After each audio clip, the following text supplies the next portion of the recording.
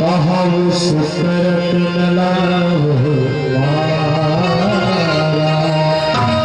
परम पूज्य, मैं जानना चाहता हूँ किस कारण से आपका आगमन हुआ।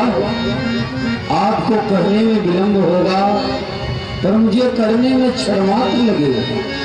असुर समा सता रही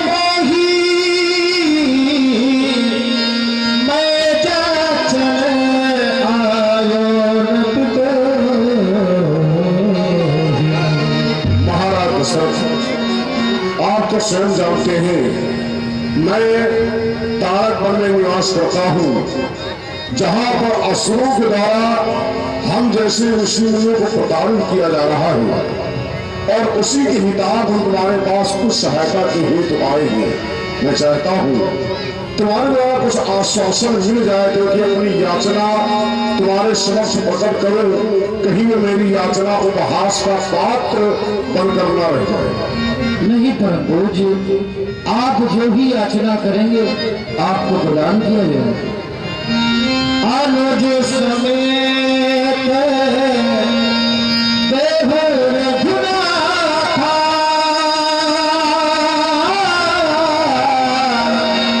निश्चर पद में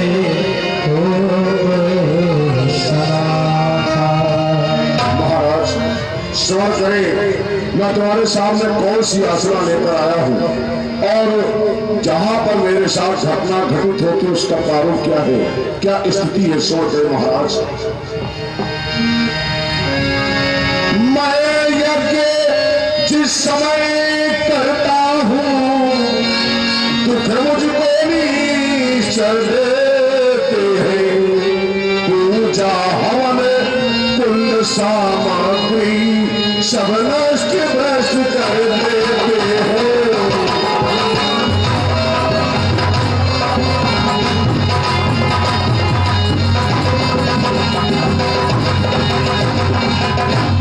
असुरों के अत्याचारों से मैं अत्यधिक घबराया हूँ। रक्षा सहायता हेतु राजन तो चीजें लेने आया हूँ।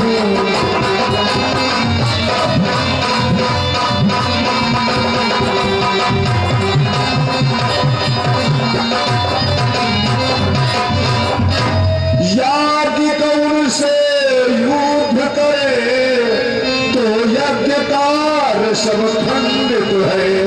फिर धनुहाने न लड़ूंगा मैं, ये भी मेरा निश्चित है।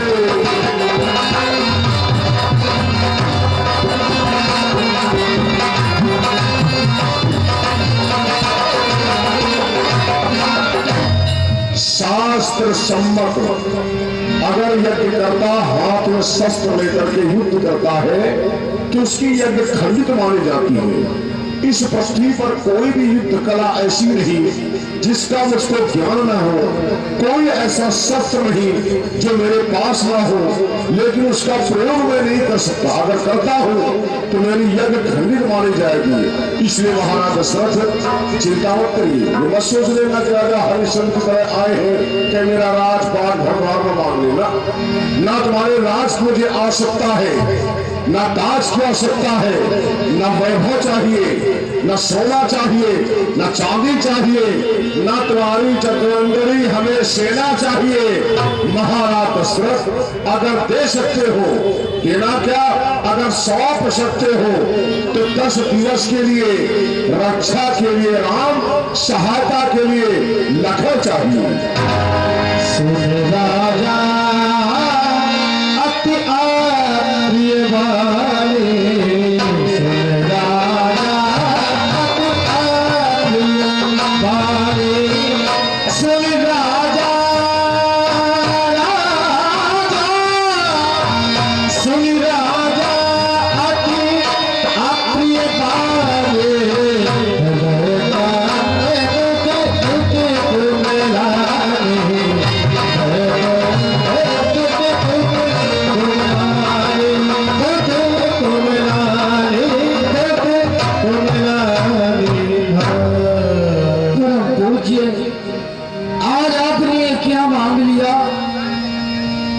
राम और लक्ष्मण को हमारे छोटे छोटे सुकुमार उन राक्षसों से क्या युद्ध करेंगे कि स्वामी मेरे दोनों बालक कि भोले भाले नादान से है रण विद्या को वो क्या जाने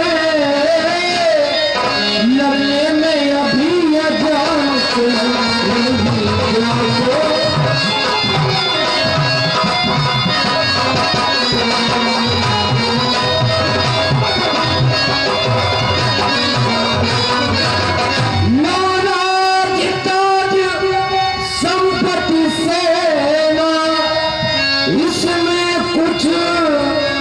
सवार नहीं आ क्या हो तो मैं स्वयं चलूँगा क्या हो तो मैं स्वयं चलूँ मैं करता कुछ कार्य नहीं आ क्या हो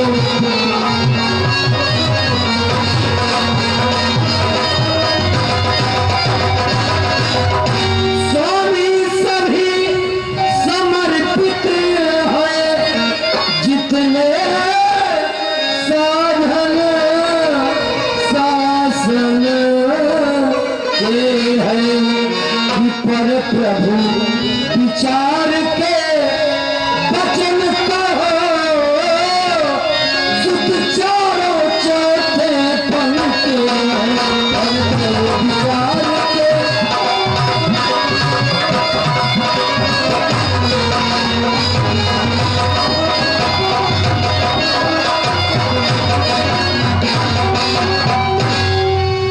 पूज्य आपने आज ये क्या मांग लिया आपने हमारे पुत्र राम और लक्ष्मण को मांग के क्या कर दिया हाँ एक छोटा बालक है जिसका नाम मोदक आपके द्वारा विश्वामित्र और राजा दशरथ के सुंदर से अभिनय पर 501 रुपयों का पुरस्कार हुआ है बहुत बहुत धन्यवाद अगर करूं तो जुदा राम होवे अगर ना करूं तो धर्म डग मगाए इधर राम जाए जाए मेरी जान जाए इधर राम जाए जाए मेरी जान जाए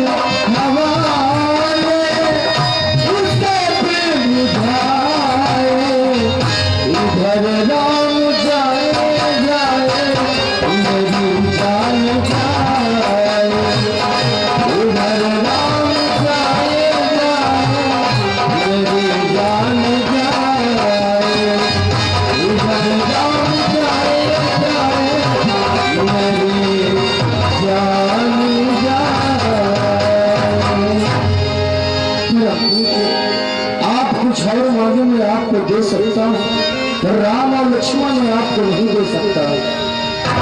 महाराज दशरथ, जिस समय मैं अपने आश्रम से अयोध्या के लिए आया तो मन में एक विचार था कि जिस दरबार में मैं याचना करने हेतु जा रहा हूँ उस दरबार से आज तक कभी कोई याचक खाली नहीं गया हो, चाहे जो पीढ़ी रही हो। लेकिन मैंने जैसे तुम्हारे बच्चों की याचना किया तुम बच्चों की तरह रोने लगे। मैंने राम और लक्ष्मण को सदैव के लिए नहीं मांगा। मैंने कहा 10 दिवस के लिए हमें सौंपो, क्योंकि सौंपी गई वस्तु सौंपा गया व्यक्ति उसे वापस लेने का अधिकार रहता है, और मांगने पर किसी को कोई चीज दे दी जाए तो उसे वापस पाने का अधिकार नहीं रहता है। तो मैं ये कह रहा हूं 10 दिन के लिए हमें सौंपे, 9 दिन के लिए नहीं, न 8 दिन के लिए, 10 दिन के लिए सौंपे। और जैसे मेरा कार्य सिद्ध होगा तुम्हारे पुत्र राम लक्ष्मण तुम्हारे समीप होंगे।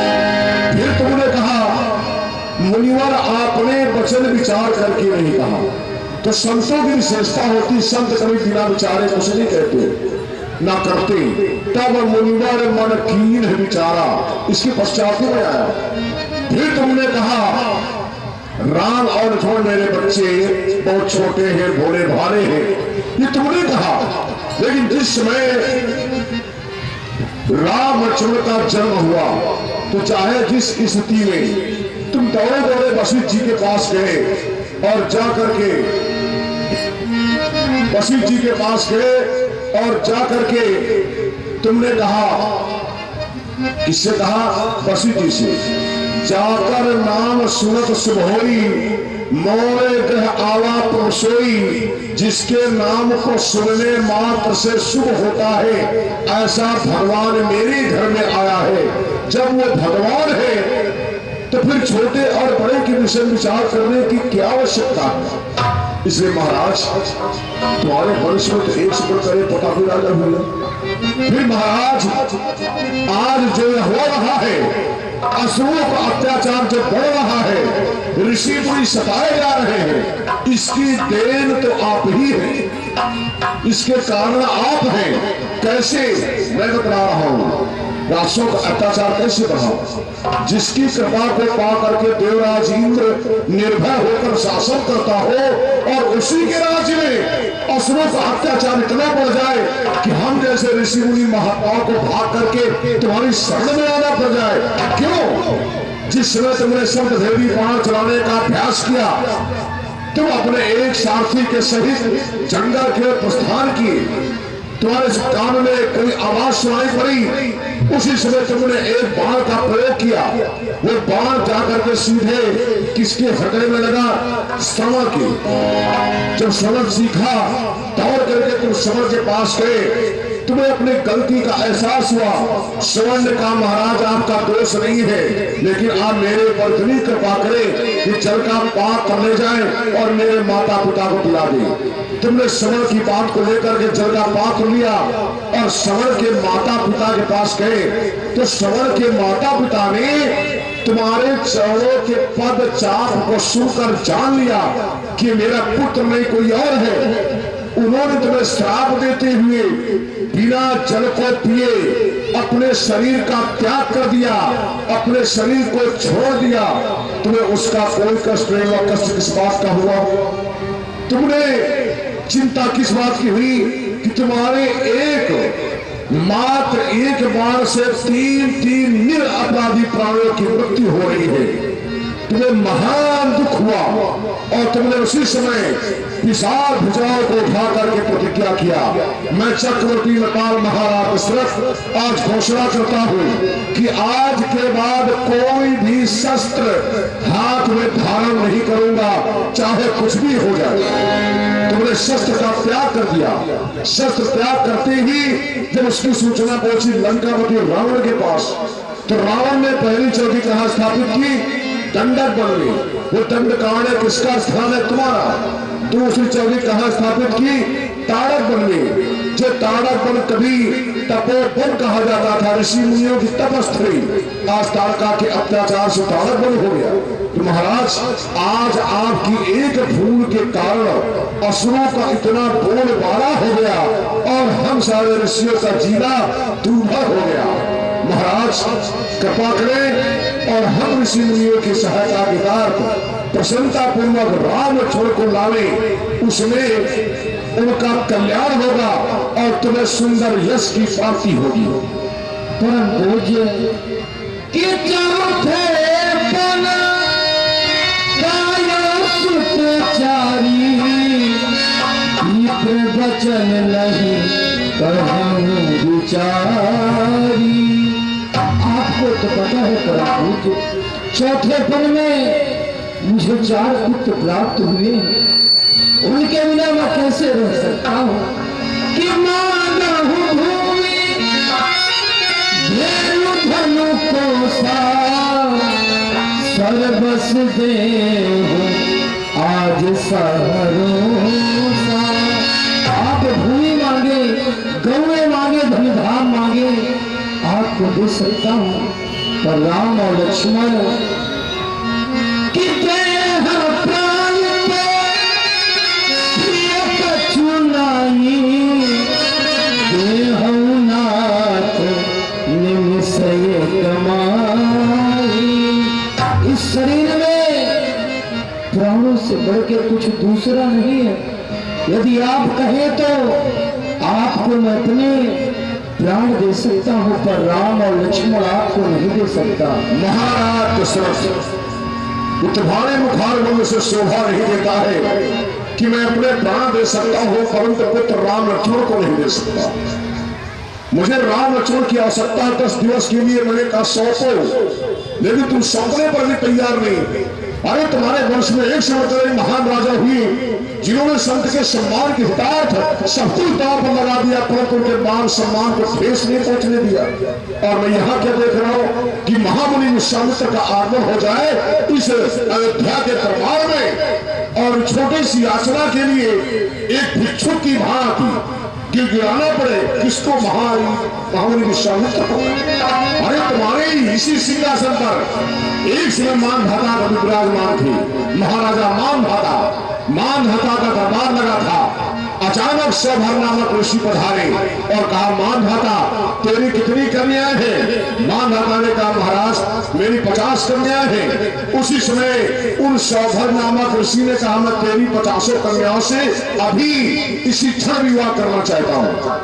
मानधाता ने एक क्षण विचार नहीं किया, कहा अगर हमारी पुत्री स्वीकार करती है तो हमें कोई दिक्कत नहीं।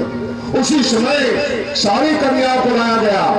मानधाता की 50 कन्याओं ने सहर्ष भाव से मानधाता 50 कन्याओं ने सौभर नामक ऋषि को स्वीकार कर लिया, लेकिन उन संत के सम्मान को ठेस न पहुंचे।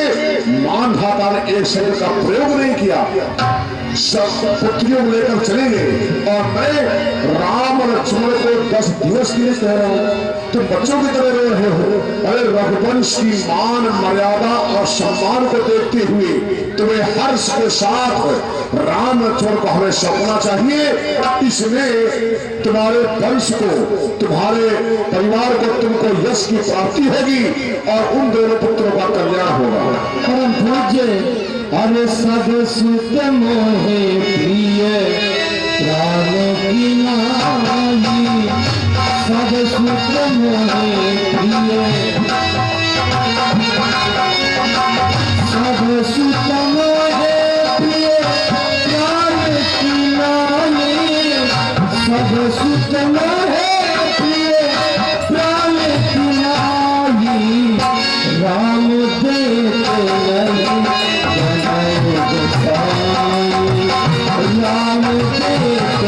नहीं। वैसे तो चारों पुत्र मुझे प्राणों के समान प्रिय हैं, पर राम लक्ष्मण मेरी आंखों के तारे हैं। कि करूं वंदना बिन विचारे न मांगो, मुनि राम लक्ष्मण हमारे मांगो।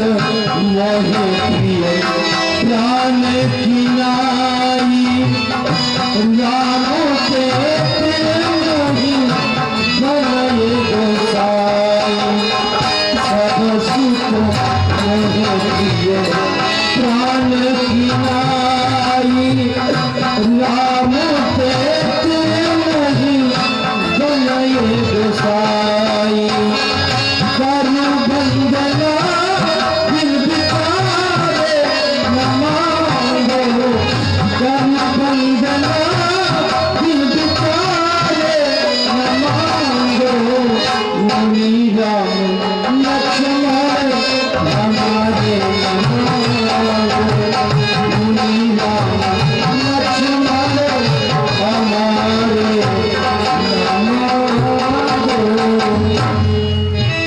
महाराज दशरथ, तुमने मुझे एक छोटा सा बच्चा समझ रखा और तुम बार बार मेरी हर बात को नकारने का प्रयास कर रहे हो। क्या समझ रखा है? मैं गली गली भिक्षा मांगने वाला साधु हूँ, मैं गली गली भ्रमण करने वाला साधु हूँ। विश्वामित्र का आगमन हो जाए तो आगमन होने के पश्चात महामुनि विश्वामित्र के द्वारा तुम्हारे सुख से याचना कौन से भी चबेना की नहीं। महाराज दशरथ, मैं तुम्हारे पास राम लक्ष्मण की याचना बितार आया था। वो भी समाज कल्याण के हितार्थ ऋषि मुनियों का जीना दूभा हो चुका है और जो तुम अपना पुत्र कह रहे हो वो पुत्र नहीं स्वयं नारायण का अवतार है और तुम अपने पुत्र के मोह में इतना ग्रसित हो कि राज धर्म का पालन करने से भी तुम विमुख हो रहे हो। राज धर्म की मर्यादा क्या है तुम उसको भी नकार रहे हो। शायद भूल रहे महाराज दशरथ, अरे मैं वही विश्वामित्र हूँ, मैं बदला नहीं हूँ, मैं वही विश्वामित्र हूँ जिसने तुम्हारे वंश के राजा हरिश्चंद्र को हरे दर मैंने ही भड़काया था। मैं वही विश्वामित्र हूँ जिसने तुम्हारे वंश के राजा हरिश्चंद्र को मरघट पर पहुंचाया था। मैं वही विश्वामित्र हूँ जिसने तुम्हारे वंश के दशरथों को उल्टा लगाया था और आज तुम मेरे धैर्य की परीक्षा ले रहे हो। जानते हो मैं वचन देकर के आया हूँ, मैं वचन देकर आया हूँ हमारे आश्रम में कि महामुनि विश्वामित्र का प्रस्थान हो रहा है अयोध्या की ओर। जा तो रहा हूँ खाली हाथ, परंतु खाली हाथ वापस नहीं आऊंगा। अगर खाली हाथ वापस आना पड़ा तो अपना मुख नहीं दिखलाऊंगा। इसलिए महाराज दशरथ, अगर राम नहीं तो ये हरी भरी अयोध्या भी सुरक्षित नहीं। मैं इस एक पल में तुम्हारी संपूर्ण अयोध्या को जलाकर राख देता हूँ, प्रस्थान करता हूँ सरयू की ओर।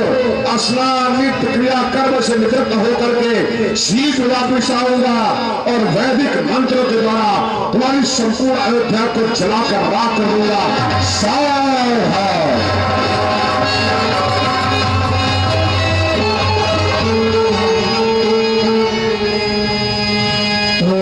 वशिष्ठ समझा न पसंद है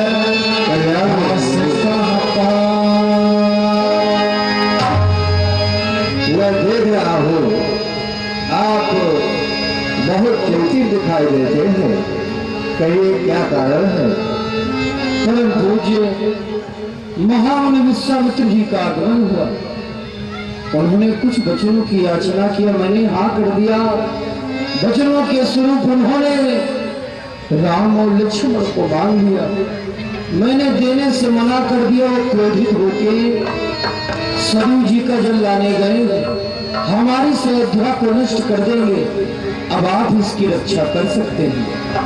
हे महाराज, पहली बात तो वो ऐसा कुछ भी नहीं कर सकते और दूसरी बात आपने वचन देकर के राजधर्म का पालन नहीं किया और उनके विषय में भी आपको संपूर्ण रूप से ज्ञात नहीं है, उनके विषय में ज्ञान नहीं है।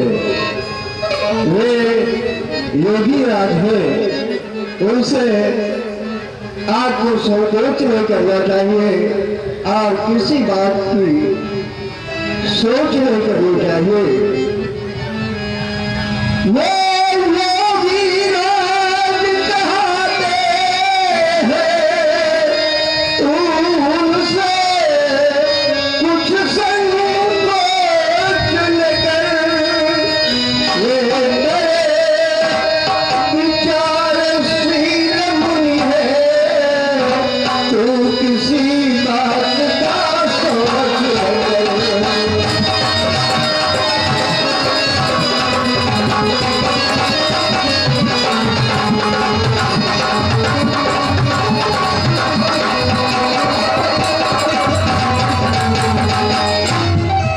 हे महाराज, आपने जो तपस्या किया था नर और शत्रुता के रूप में, तो उस समय आपने यही वरदान मांगा था कि हे प्रभु, मैं आपको सदैव पुत्र ही समझूं, इसलिए आपसे कोई गलती भी नहीं हुई है।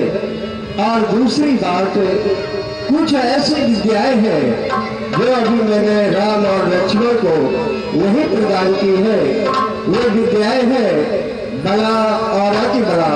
बला से भूख नहीं लगती और अति बला से प्यास नहीं लगती। ये सारी विद्याएं महामंदिर स्वामी जी से ही उन्हें प्राप्त होगी। और दूसरी बात, जिस कारण श्री राम का जन्म हुआ है, विप्रेम संत हित दीन मन जयतार, उस काल में श्री विश्वामित्र जी हेत बनना चाहते हैं, अर्थात आपके राज्य में शांति की स्थापना करना चाहते हैं। और इसमें आपका सुयश होगा और आपकी कीर्ति दिग दिगंत तक इसी प्रकार फैलती रहेगी, चमकती रहेगी।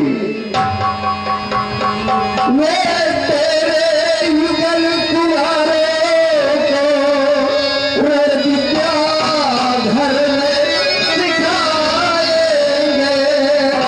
बला अति बला विद्या पाकर आनंद सहित घर आएंगे।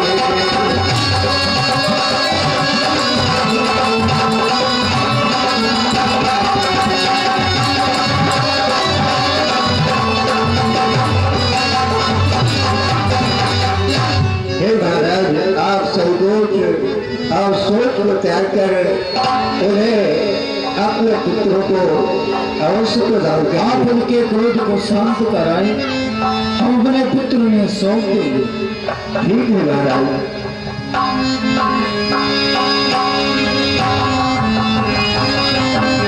ये दशरथ अभिमानी हो गया है। मैं इसकी संपूर्ण अयोध्या को एक पल में अभी जलाकर राख किए देता हूँ। क्या साथ हो जाए ऋषि जी, तुम्हारे शिष्य ने दरबार के मध्य मेरा घोर पान किया और हम साथ हो जाए। हे महर्षि, आपकी मनोकामना अवश्य पूर्ण होगी। आप मेरी मनोकामना को जानते हैं? अवश्य जानते हैं। क्या जानते हैं? आपको राम और लक्ष्मण की प्राप्ति हो जाएगी। अगर राम लक्ष्मण की प्राप्ति सहर्ष भाव से हो रही है तो हम भी अपने क्रोध का त्याग किए लेते हैं। लेकिन अब मैं इस दशरथ से नहीं कहूंगा कि राम लक्ष्मण को लेकर आओ, ये आदेश तुमको ही देना पड़ेगा। ठीक है महर्षि।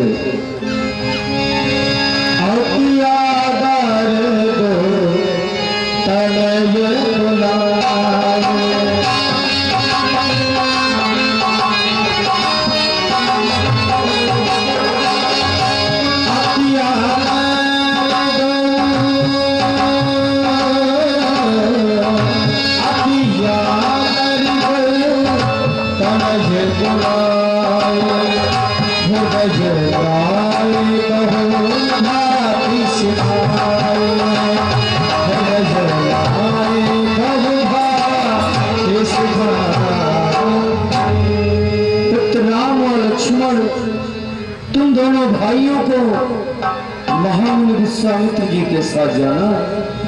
हर लो हाथ में का हाथ लात, ये दोनों भोले भाले हैं।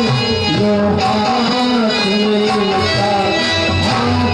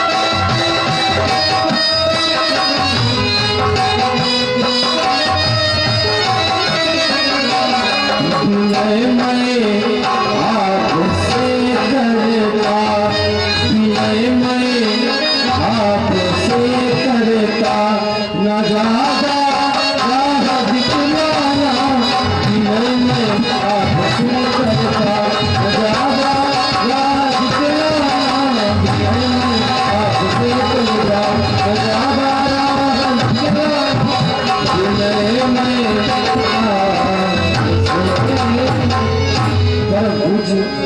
जैसे आपकी यज्ञ पूर्ण हो जाए हमारे दोनों पुत्रों को वापस कर देना। मेरे प्राणनाथ सुख दो तुम पिता आन नहीं दो। हे प्रियाश्री, आप अपने हृदय में धैर्य धारण करें। हम दोनों भाइयों को मुनिवर के संग जाने की आज्ञा प्रदान करें।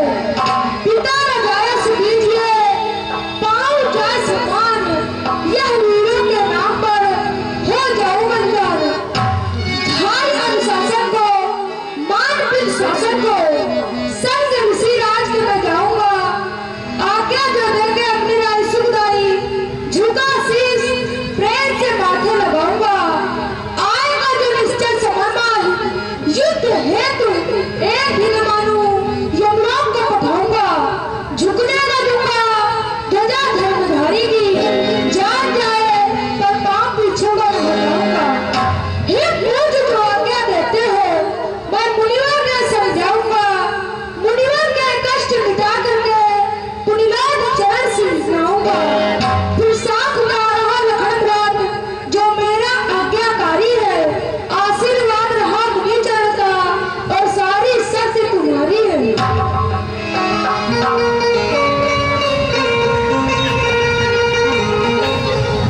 अरे कैसे धरे मन धीरा हमार दोनों धीरा चले गए। कैसे धरे मन धीरा हमार दोनों धीरा चले गए। धीरा चले गए बल धीरा चले गए, धीरा चले गए बल धीरा चले गए। कैसे धरे मन धीरा हमार दोनों धीरा चले गए। कैसे धरे मन धीरा हमार दोनों धीरा चले गए।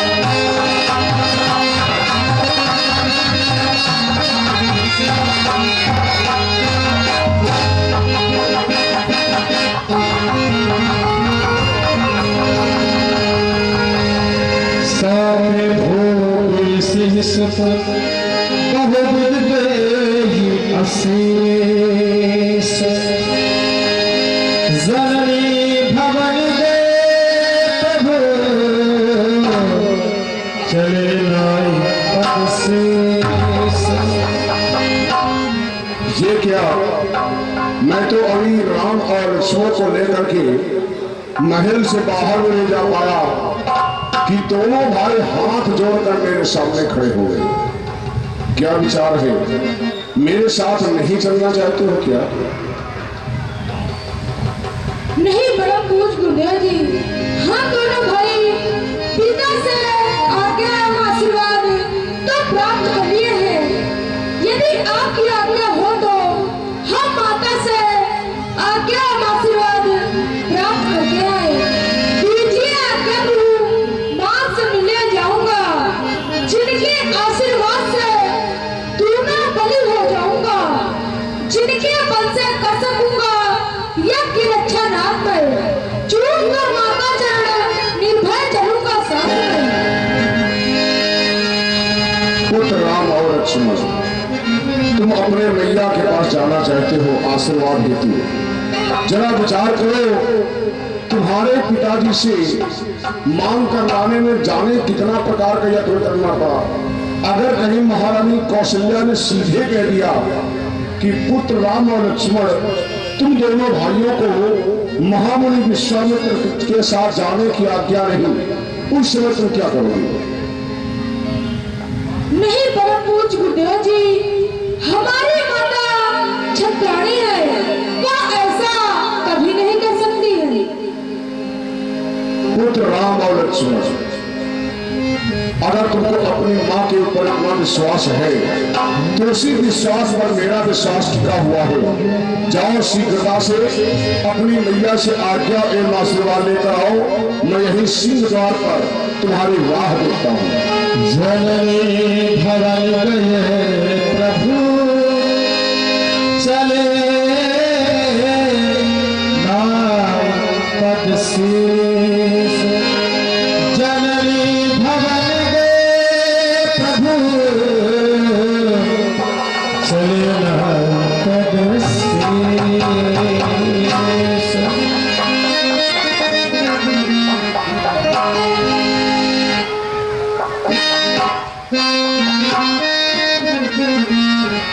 पुत्रों, आज तुम कंधे में धनुष बाण लिए कहाँ के लिए जा रहे हो पुत्रों?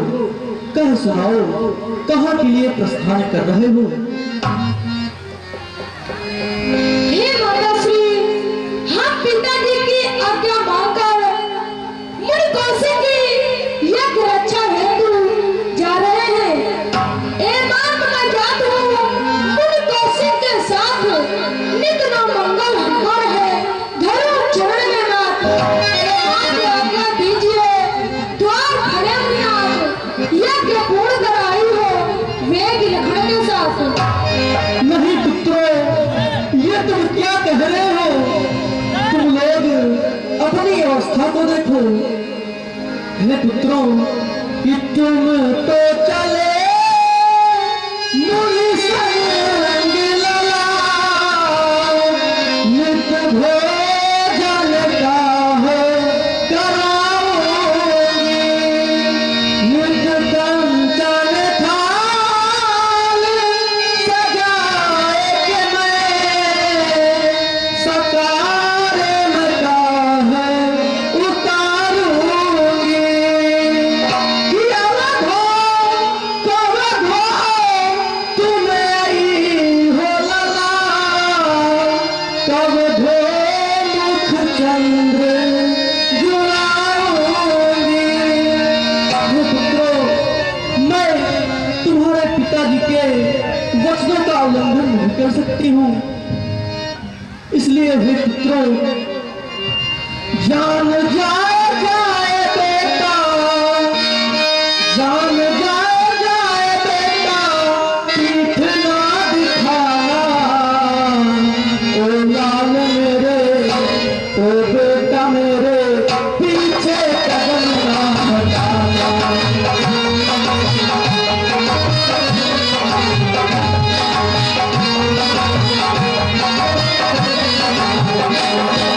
जान जाए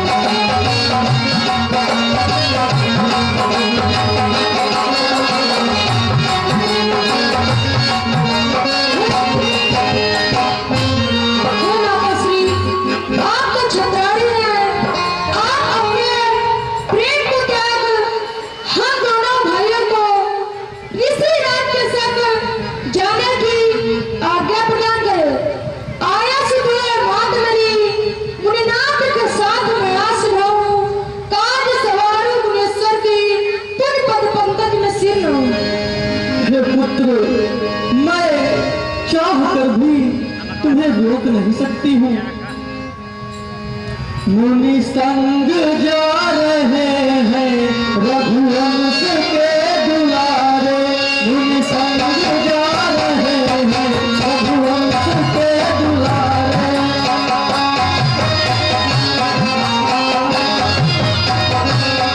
मुनि संग जा रहे हैं रघुवंश के दुलारे, मुनि संग जा रहे हैं रघुवंश के दुलारे।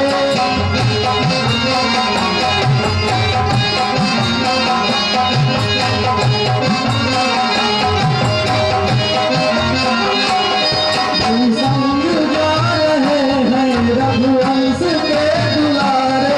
हारे हैं कौन किसने, हारे हैं कौन किसने, लेकिन वतन न हारे। मुनि संग जा रहे हैं रघुवंश के दुलारे, मुनि संग जा रहे हैं।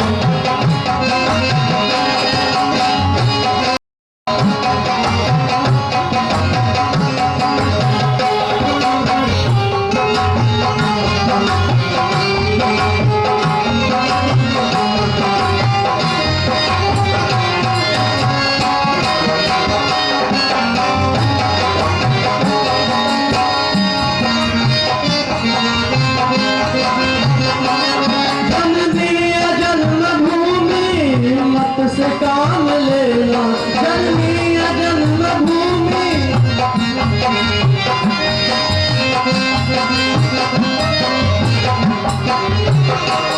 जननी जन्मभूमि मत से काम लेना। ये 10 दिवस है गम के, इस दिल को थाम लेना। पिछले अजर मिलेंगे, पिछले अजर मिलेंगे, हम रंस हैं तुम्हारे। संग जा रहे हैं रघुवंश के दुलारे, संग जा रहे हैं।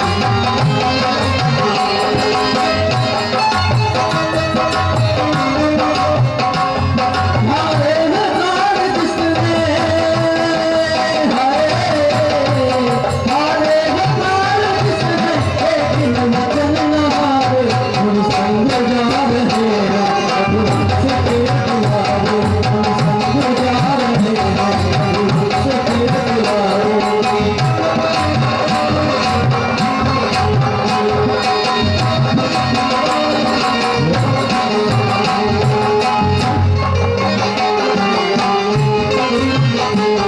मुनि संग जा रहे हैं रघुवंश के दुलारे।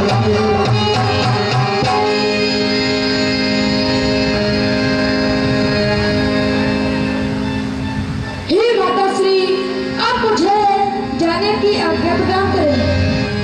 ठीक है पुत्र, तुम जा रहे हो तो वहाँ वीरता पूर्वक राक्षसों से संग्राम करना और अपने पिता का नाम रोशन करना। चला गया नैनों का तारा, दुलारा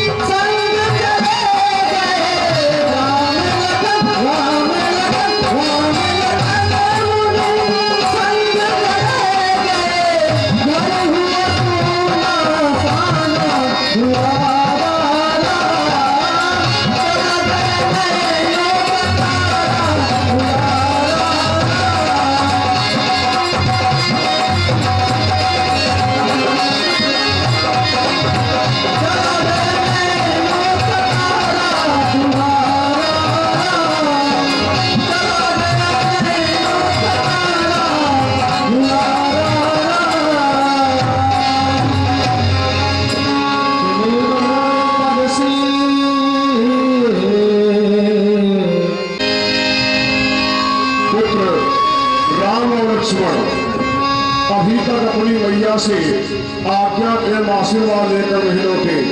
मैं काफी देर से नहीं बर्दाश्त देख रहा हूँ। देखिए विधाता की गति जारी नहीं जाती।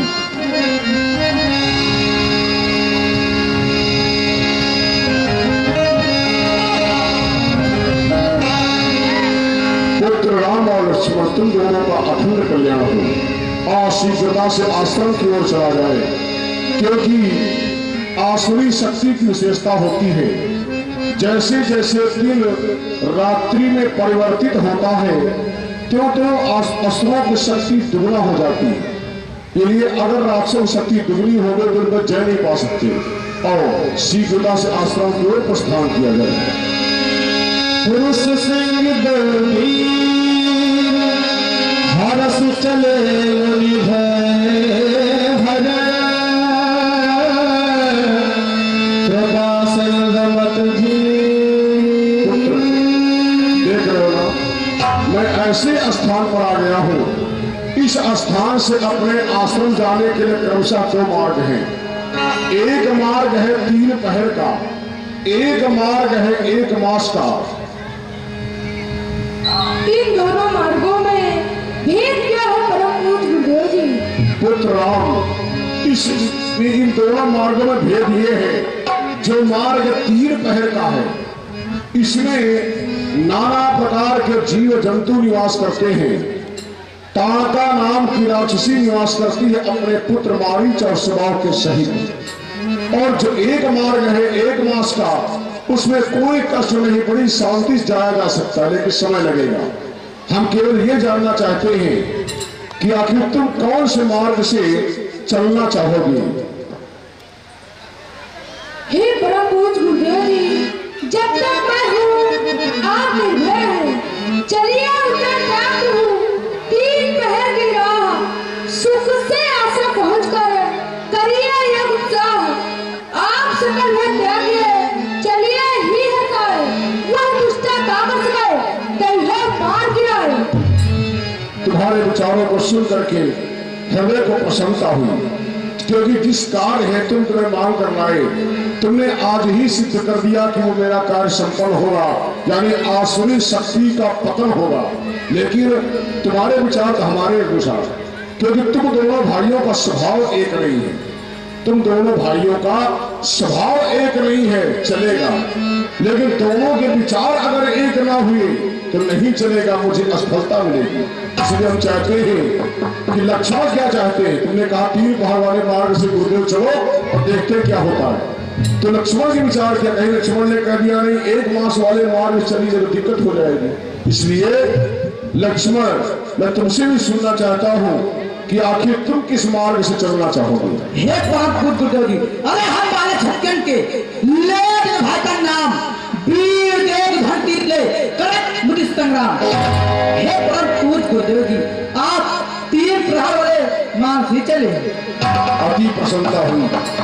दोनों के स्वभाव में भले ही समानता न हो, लेकिन विचारों में समानता है, और यही मेरी जीत का कारण होगी। और आगे क्यों बढ़ा जाए, सावधान रहना, सावधान रहना, क्योंकि वह जाने कब किस तरफ से आ जाए। और तुम्हारे मन में बार बार विचार उठता होगा कि आखिर ताड़का कौन? मेरे गुरुदेव जब से मिले हैं केवल ताड़का की बात कर रहे हैं। जब से मेरे गुरुदेव मिले हैं केवल ताड़का की बात कर, ताड़का कौन है, कैसे क्या है? तो पुत्र राम, ताड़का नाम की ये जो राक्षसी है, ये जन्म से राक्षसी नहीं है, ये श्रापित है। ये सुकेत यक्ष की कन्या है। कौन? ताड़का। एक सुकेत यक्ष थे, उनकी कोई कन्या नहीं थी।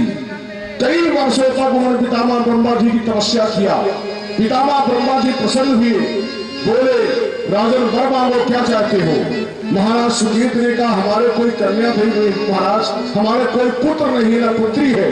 तो पितामह ब्रह्मा ने कहा तुम्हें संतान की प्राप्ति होगी, लेकिन पुत्र नहीं पुत्री होगी। कई वर्षों के पश्चात महाराज सुकेत के यहाँ एक सुंदर सी कन्या ने जन्म लिया। उस कन्या का नाम रखा ताड़का।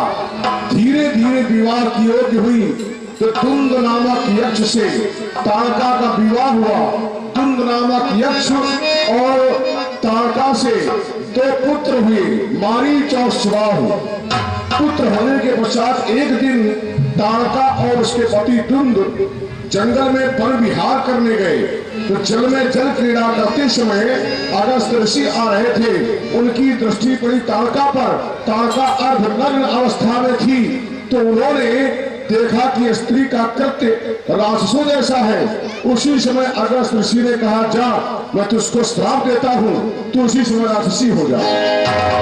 अगस्त्य ऋषि के श्राप देते ही वो सुकेत की कन्या राक्षसी हो गई। अपनी पत्नी को राक्षसी बनता देख दुंद को महान क्रोध आया।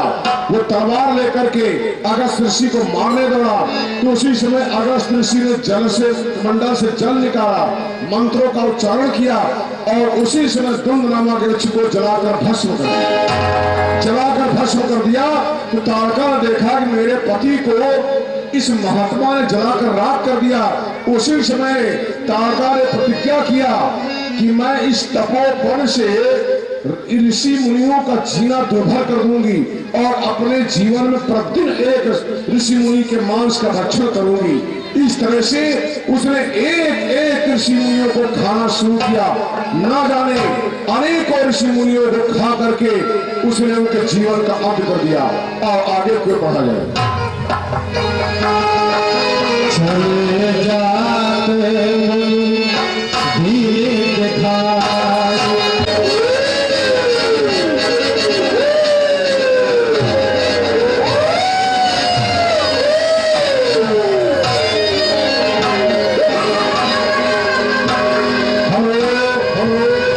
सबसे पहले सुकेत सुता ताड़का, उसका विकराल स्वरूप और ताड़का के दरबार में जिन ऋषि मुनियों को इसने खाया था, उन्हीं ऋषि मुनियों के कंकाल किस प्रकार से नाचते हैं वो भी आप लोग देखें और सुंदर सी लीला का दर्शन करें। ताड़का प्रभु की लीला का दर्शन।